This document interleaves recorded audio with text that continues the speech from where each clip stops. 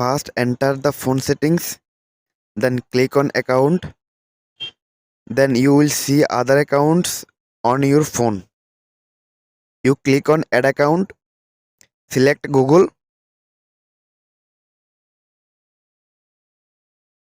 then click on create account from below. Select for my personal use, enter your name here, click on next.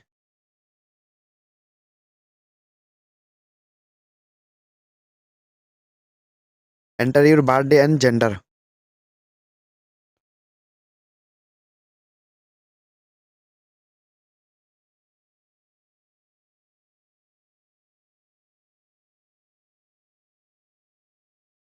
Choose your Gmail address.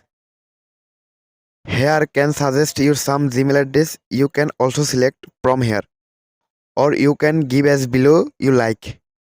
I am giving Gmail as I am.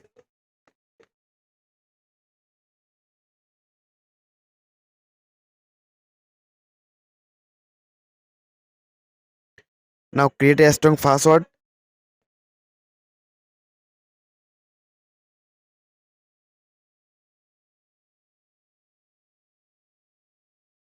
Then click on next and click on I agree.